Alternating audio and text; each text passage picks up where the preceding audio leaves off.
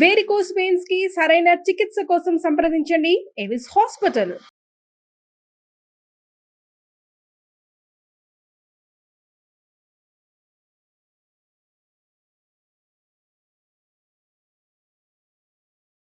రెండవ రాశి వృషభ రాశి. 2025వ సంవత్సరంలో వృషభ రాశి జాతకుల విశ్లేషణ కనుక చేసినట్లయితే ఆదాయం 11, వ్యయం 5, రాజపూజ్యం 1, అవమానం 3.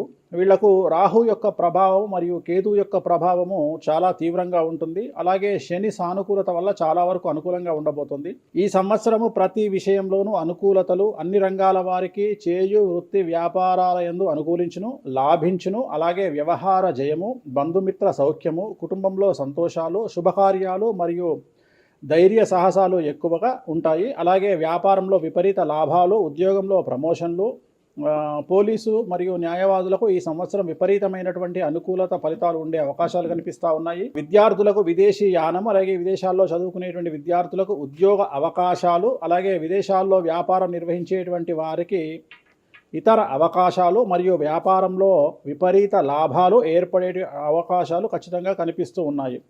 అవివాహితులకు వివాహయోగ సూచనలు, సంతానం లేని వారికి సంతానము, ముఖ్యంగా రైతులకు విపరీత లాభాలు ఈ సంవత్సరం ఉండబోతున్నాయి.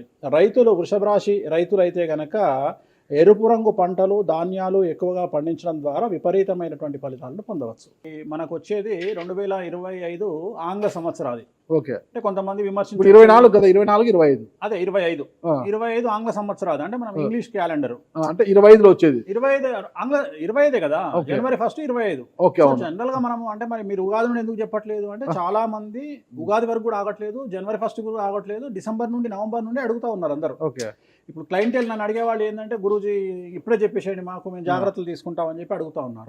సో అందుకనే 2025 సంవత్సరం ఆంగ్ల సంవత్సరాది అంటే జనవరి 1 నుండి ఎలా ఉండబోతుంది అనేది మనం ఒకసారి చూసుకుంటే, అన్నిటికంటే ముఖ్యంగా ఈ వచ్చేటువంటి సంవత్సరం పేరు శ్రీ విశ్వావసునామ సంవత్సరము. విశ్వావసునామ సంవత్సరము. సో వచ్చే రాబోయేటువంటి ఎందుకు గురుగారు అది వస్తుంది పేరు 60 సంవత్సరాల్లో ప్రతి సంవత్సరం ఒక్కొక్క పేరు వస్తుంటది. పేరుతో ఏం స్పెషాలిటీ లేదు, క్రోధినామ సంవత్సరం అనే నెగిటివ్ అట్లా ఏం లేదు. సంవత్సరాల్లో దీని పేరు విశ్వావసునామ సంవత్సరం. సో ఈ సంవత్సరానికి అధిపతి రాజు కాబట్టి, రవి కాబట్టి రాజు. సో రవి మనకు కమాండ్ చేస్తూ ఉన్నాడు కాబట్టి ఈ సంవత్సరం అతి ముఖ్యమైన విషయం ఏంటంటే రాజకీయంగా దేశవ్యాప్తంగా, రాష్ట్రాల వ్యాప్తంగా పెను సంచలనాలు నమోదవ్వడము ఈ సంవత్సరం 2025 సంవత్సరం లక్షణాలు. ఎందుకంటే రాజుల మధ్యన, రాష్ట్రాల మధ్యన గొడవలు, మరీ ముఖ్యంగా కొంతమంది ప్రముఖ రాజకీయ నాయకులకు మృత్యుగండము, అలాగే అన్ని రంగాలలోకి సెలబ్రిటీలు, సినిమా ఇండస్ట్రీ, రాజకీయము, బిజినెస్, ఎనీ ఇండస్ట్రీ, యువకులు, మరి ముఖ్యంగా మగవాళ్ళు, యువకులు 40 సంవత్సరాల వయసులో ఉండే వాళ్లకు కార్డియాక్ అరెస్ట్లు అనేటివి ఈ సంవత్సరం అతి ముఖ్యమైన విషయం. ఎందుకంటే ఆల్రెడీ మనం చూస్తున్నాం ఇప్పటికే, కానీ వాటి తీవ్రత పెరిగే అవకాశం ఉంది. కారణం ఏంటంటే రవి కమాండ్ చేస్తూ ఉన్నాడు కాబట్టి. రవి అంటే చర్మము, హార్టు, కళ్ళు, ఎముకలు. సో కరోనా లాంటి అంత పెద్దది కాకపోయినా ఒక సమస్య, ఒక వైరస్ మళ్ళీ ప్రపంచాన్ని బాధించే అవకాశం ఉంది. అది మరీ ముఖ్యంగా చర్మం మీద దాడి చేసే అవకాశం ఉంది. అంటే చర్మానికి సంబంధించినటువంటి ఒక సమస్యల బారిన పడి ఈ సంవత్సరము జనాలు వైరస్ బారిన పడే అవకాశం ఉంది మరీ ముఖ్యంగా. అలాగే ఇప్పుడు ఇంచుమించు 40 సంవత్సరాల లోపు యువకులకు కార్డియాక్ అరెస్ట్ అనేటువంటివి జరిగే అవకాశాలు కనిపిస్తూ ఉన్నాయి. అలాగే ఈ సంవత్సరం గుండెపోటు వల్ల మరణాల సంఖ్య చాలా ఎక్కువ. ఇదంతా 2025 జనవరి నుంచి ఎగ్జాక్ట్లీ. అలాగే ఈ సంవత్సరము ఎండల తీవ్రత చాలా ఎక్కువ, విపరీతమైనటువంటి ఎండలు ఉండే అవకాశం ఉంది. అలాగే ఈ సంవత్సరాలు ప్రపంచవ్యాప్తంగా అగ్నిపర్వతాల పేలుడు అనేటువంటిది ఈ సంవత్సరం గమనించాల్సినటువంటి విషయం. అలాగే ఈ సంవత్సరం మంచు పర్వతాలు కరగడం వల్ల వాతావరణంలో మార్పులు గమనించాల్సి ఉంటుంది ఈ సంవత్సరం. అలాగే అమెరికా దేశానికి విపరీతమైనటువంటి గాలి తుఫానులు, వరదలు ఈ సంవత్సరం కనిపిస్తూ ఉన్నాయి. అలాగే 1-2 దేశాల మధ్యన యుద్ధ వాతావరణం ఖచ్చితంగా ఉండి తీరుతుంది, లేదా యుద్ధం జరుగుతున్నాయి కదా, అది ఇంకా పెరుగుతుంది. ఇప్పుడు ఉన్నదానికంటే తీవ్రత పెరుగుతుంది అనేది. అలాగే మనకు 2025 సంవత్సరంలో సెప్టెంబర్ 7వ తేదీ 2025 సంవత్సరం ఆదివారం రాహుగ్రస్త సంపూర్ణ చంద్రగ్రహణం ఏర్పడుతుంది. ఇది కుంభరాశికి వ్యతిరేకమైన ఫలితాలు ఇస్తుంది. అలాగే వచ్చే సంవత్సరం అంటే 2025 సంవత్సరంలో మే 9వ తేదీ నుండి సరస్వతి నదికి పుష్కరాలు అనేటువంటివి ఏర్పడతా ఉన్నాయి. ఈ సంవత్సరము రాజకీయ నాయకులకు సంబంధించి మరీ ముఖ్యంగా ఇందాక మనం మాట్లాడుకున్నట్టుగా పవన్ కళ్యాణ్ గారికి ఏలినాటి శని వెళ్ళిపోతుంది. అలాగే లోకేష్ గారి జాతకరీత్యా, పవన్ కళ్యాణ్ గారి జాతకరీత్యా విపరీత రాజయోగం అనేటువంటిది కనిపిస్తూ ఉంది. జగన్మోహన్ రెడ్డి గారికి లేదా రాజయోగం వల్ల? ఇప్పుడు లేదు, ఈ సంవత్సరం లేదు. ఓకే, అంటే 2025 సంవత్సరంలో లేదు. 29 కన్నా ఉందా? 20 అది మన తర్వాత ఓకే, మాట్లాడుకుంటాం. ఓకే, 25లో మాత్రము నేను అనేది ఏంటంటే ఇప్పుడున్న స్థాయి కంటే వీళ్ళిద్దరికి ఇంకా పై స్థాయికి వెళ్ళే అవకాశం ఉంది. లోకేష్ బాబు కానీ పవన్ కళ్యాణ్ గారు కానీ. అదే నాకు అర్థం కావడం, వాళ్ళిద్దరు మంత్రులే. నాకు తెలియదు కదా. సీఎం, ఈయన మంత్రి. నాకు అర్థం కాదు. ఇంకా ఇప్పుడు ఉన్నటువంటి పదవుల కంటే కూడా గొప్ప పదవులను వీరు పొందేటువంటి అవకాశాలు కనిపిస్తున్నాయి. రాజ్యసభ తీసుకుని కేంద్రానికి వెళ్తారా ఏంటి? కేంద్ర మంత్రులు అవుతారా? కేంద్ర మంత్రులు వెళ్తారా? పెద్దదే కదా, కేంద్ర మంత్రి అనేది పెద్దది కదా. సో అది ప్రభాస్ గారి జాతకంలో చాలా అనుకూలమైనటువంటి ఫలితాలు, శుభవార్తలు వినేటువంటి అవకాశాలు కనిపిస్తా ఉన్నాయి. వివాహం అవుతుందా చెప్పలేము, ఎందుకంటే తులారాశి కాబట్టి వివాహం కావచ్చు. సో ఫ్యాన్స్ కి ఇది పండగనే, పెద్ద పండగనే.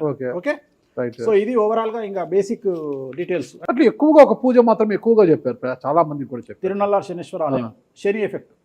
ఓకే, ఎక్కువ మందికి తిరునల్లారు చెప్పిన అక్కడ ఎంత 450 రూపాయలు ఉంటుంది పూజ. అది తిరునల్లారు పాండిచ్చేరిలో ఉంటుంది. అక్కడికి వెళ్ళి పూజ చేసుకుంటే సరిపోతుంది. ఇది పేరును బట్టి ఈ రాశుల ప్రకారం ఇలా ఉంటుందని మీరు రాశారా, లేకపోతే వాళ్ళ డేట్ ఆఫ్ బర్త్ ప్రకారం? నక్షత్రం బట్టి, నక్షత్రాలు. నక్షత్రాలు వాళ్ళకి అర్థమైపోతుంది, వాళ్ళ నక్షత్రాన్ని బట్టి. అశ్విని నక్షత్రం మేషరాశి, భరణి నక్షత్రం మేషరాశి, పుష్యమి నక్షత్రం కర్కాటక రాశి. మీ రాశి నా రాశి ఒకటే. నా రాశి ఏదో నాకు తెలియదు గురుగారు. మీది వృశ్చిక రాశి. మీది అదేనా? మరి ఎలా గురుగారు ఈ మధ్యన బాగానే ఉందంటారు? మనకు బాగుంది, ఇంకా మన రచనే, ఇంకా రచనే రచనే. ఎట్లా రచ్చ? ఇంత వివాదాలు అవుతున్నాయి, ఏం కథ అసలు? ఇంకా లైఫ్ అన్నప్పుడు ఇప్పుడు రేవంత్ రెడ్డి ఉన్నాడు. రేవంత్ రెడ్డి ఎన్ని కష్టాలు అనుభవిస్తే సీఎం అయినాడు అంటే ఇక కష్టం తర్వాత సుఖం రెడీగా ఉంటుంది. ఓకే, ఇప్పుడు కష్టపడ్డారు కాబట్టి మీకు సుఖం ఉంది అంటారు. మీకు కాదు, మళ్ళీ మీకు మనకు అందరికీ. ప్రతి మనిషి జీవితంలో పండ్లున్న చెట్టుకే రాయి దెబ్బలు, అంతేగాని పళ్ళు లేని చెట్టుని కూడా పట్టించుకుంటాడు. పళ్ళు ఉంటేనే దాన్ని రాయి చేస్తారు. అట్లనే మనం కూడా అంతే అండి. వేణుస్వామి అంటే పూజలకు పెట్టింది పేరు. పెద్ద పెద్ద రాజకీయ నాయకులకు, ముఖ్యమంత్రులకు, కేంద్ర మంత్రులకు, పెద్ద పెద్ద వాళ్ళకు కూడా, ఇక్కడ కాదు మీరు అబ్రాడ్స్ కూడా వెళ్ళి పూజలు చేసి వస్తున్నారు. చాలా కాస్ట్లీ స్వామి, చాలా గొప్ప పూజలు చేస్తుంటారు, అంత పవర్ఫుల్ పూజలు. అంటే ఇప్పుడు మీరు చేస్తున్న పూజల మహిమ వల్లనే మీ మీద ఇన్ని వివాదాలు వచ్చినా కూడా మీరు బయటపడగలుగుతున్నారు. 100% పర్ఫెక్ట్. ఇక దానికి ఆన్సరే లేదు. ఇక ఇప్పుడు మనం కొట్లాడాలంటే 10 రకాలు ఉంటాయి, మనం కొట్లాడతలేము. అందుకనే మనం ఒకటే, మన పూజల్ని మనం నమ్ముకుంటున్నాం అంతే, అమ్మవారిని నమ్ముకుంటున్నాం. ఇప్పుడు ఒక్కొక్క సమస్యకి ఒక్కొక్క అమ్మవారు పరిష్కరిస్తారు. దశమహావిద్యల్లో మనం అదే చేస్తున్నాం. ఇప్పుడు నేను ఒకటే మాట చెప్తా, కాంట్రవర్సీస్ వచ్చినాయి, మీరు అడిగినరు, ఎన్ని సమస్యలు వచ్చినాయి. జనాలు ఏం ఆలోచిస్తారంటే వేణుస్వామి ఈ సమస్యల నుండి బయటపడతాడా, పడితే ఎలా పడతాడు? నేను ఒకటే అనుకుంటున్నా, ఇంతమందికి పూజలు చేసి వాళ్ళ సమస్యల నుండి బయటపడడానికి ప్రయత్నించే నేను, నాకు వచ్చిన సమస్యను కూడా అదే పూజల ద్వారా బయటపడడానికి ప్రయత్నం చేస్తున్నాను. అంటే వివాదాలు చుట్టుముడుతున్నాయి, సోషల్ మీడియాలో వైరల్ అవుతున్నాయి, ఉమెన్ కమిషన్ మీ మీద ఫిర్యాదులు చేశారు. ఇన్ని చేసినా కూడా ఎక్కడా మీకు ఉచ్చు బిగుసుకోవడం లేదు, బయటపడుతున్నారు. ఇది మీ పూజల మహిమనా, లేకపోతే ఏమన్నా బ్రైబ్ చేస్తున్నారా? అమ్మవార్లు ఇప్పుడు ఉదాహరణ, మనం తెలుగు రాష్ట్రాల్లో ఉంటాం, వెంకటేశ్వర స్వామి వారు అంటే మనకు తెలుసు. ఇప్పుడు తమిళనాడులో పెరుమాళ్ అంటారు వెంకటేశ్వర స్వామిని. అదే నార్త్ ఇండియాకి వెళ్తే బాలాజీ అంటారు. వాళ్లకు బాలాజీ అంటే చాలా భయం. అలాగే మన రాష్ట్రంలో మనకు తెలిసిన వాళ్ళకి కామాఖ్యలో ఉండే అమ్మవారు అంటే భయం. కానీ తెలియని వాడికి భయం ఉండకపోవచ్చు, వాడు ఇష్టం వచ్చినట్టు కామెంట్ చేయొచ్చు అమ్మవారు. చాలా మందికి మీరంటే భయం అనుకుంటా, అంటే మనం చేసే పూజల వల్ల ఉండొచ్చు. ఓకే, నేను అనేది ఏంటంటే, నేను చేసే అదే ఇందాక మనం మాట్లాడుకున్నప్పుడు అదే చెప్తున్నా, వామాచారంలో పూజలు చేయాలంటే భయపడతారు. కారణం ఏమిటి అంటే ఖచ్చితంగా మందును ముట్టుకోవాలి, నాన్ వెజ్ను ముట్టుకోవాలి. దానికి వీళ్ళు చేసే పూజలు అడ్డుపడతాయి. అంటే వీళ్ళు సమాజంలో భయపడతారు కాబట్టి వీళ్ళు వాటి జోలికి పోరు. తాంత్రిక పూజలు లాగా ఉంటాయి మీరు చేసే తాంత్రిక తంత్ర మార్గం అంటారు దాన్ని.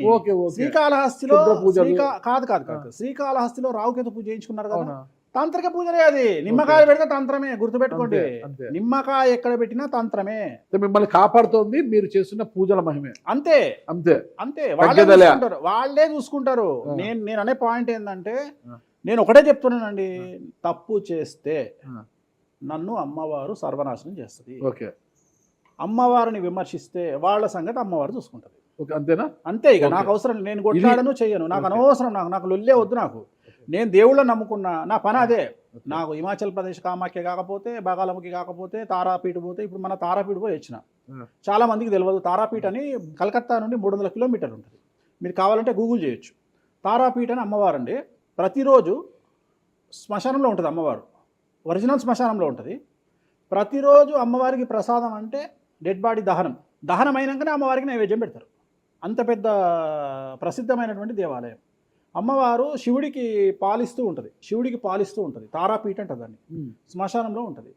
ఆమె జనరల్గా ఎవరైనా సరే ఎందుకు పూజ చేస్తారు ఆమె అంటే, జీవితంలో మనం వెళ్తూ ఉన్న సందర్భంలో సడన్గా స్ట్రక్ అయినామనుకోండి, బౌన్స్ బ్యాక్ అవ్వడానికి పనిచేస్తుంది. అంటే ఉదాహరణ, ఒక ముఖ్యమంత్రి స్థాయి వ్యక్తి ఓడిపోయినప్పుడు, ఒక మంత్రి పోయినప్పుడు, ఒక ఐఏఎస్ సడన్గా తన జాబ్లో డిస్టర్బెన్స్ వచ్చినప్పుడు, ఐపీఎస్ డిస్టర్బెన్స్ వచ్చినప్పుడు ఈ పూజ కనుక అమ్మవారిని దర్శించుకుంటే ఒక్కసారి మళ్ళీ వాళ్ళు బౌన్స్ బ్యాక్ అవుతారు. అంటే బిగ్ బ్యాంగ్ థియరీ అనేది అక్కడ పనిచేస్తుంది. మనం మళ్ళీ ఒకసారి బౌన్స్ బ్యాక్ అయ్యి ముందుకు దూకడానికి అమ్మవారు పనిచేస్తుంది. నేను సజెస్ట్ చేస్తుంటాను చాలామందికి, వ్యాపారంలో స్టక్ అయినప్పుడు, లేకపోతే ఉద్యోగంలో స్టక్ అయినప్పుడు, అట్లా స్టక్ అయినప్పుడు అయితే మీ తారాపీఠ వెళ్ళి దర్శనం చేయించుకోండి. అక్కడ దర్శనమే, పూజలు ఉండవు, జస్ట్ దర్శనమే. అమ్మవారికి పోయి దండం పెట్టుకొని వస్తే చాలు, ఒక్కసారి మళ్ళీ వాళ్ళు బౌన్స్ బ్యాక్ అవుతారు. ఒక్కటే ఒక పాయింట్కి నాకు ఆన్సర్ చెప్పి ముగించేసా, చాలా కాలాతీతమైంది. చివరికి ఇరికిస్తున్నారా ఇది? లేదు ఏం లేదు. ఇప్పుడు ఏపీలో అంటే గత ప్రభుత్వ హయాంలో, వైసీపీ హయాంలో వీళ్ళ మీద కేసులు పెట్టారు. ఇప్పుడు వీళ్ళ అధికారులు వీళ్ళ మీద కేసులు పెడుతున్నారు కదా. ఈ కేసుల పరంపర ఇలా కొనసాగి జగన్మోహన్ రెడ్డి గారు జైలుకి వెళ్ళే అవకాశం ఉంది. వచ్చే సంవత్సరం మే 9వ తేదీ వరకు అవకాశం ఉంది, దాటితే లేదు. ఇది ఓవరాల్గా వేణుస్వామి గారు ఇచ్చారు. మీకు ఏదైనా అనుమానాలు ఉన్నా డైరెక్ట్గా వేణుస్వామి గారికి ఫోన్ చేయండి, మీ అనుమానాలను నివృత్తి చేసుకోండి. థ్యాంక్ యూ గురుగారు, నమస్తే. ఓకే, ఓం నమో వెంకటేశాయ.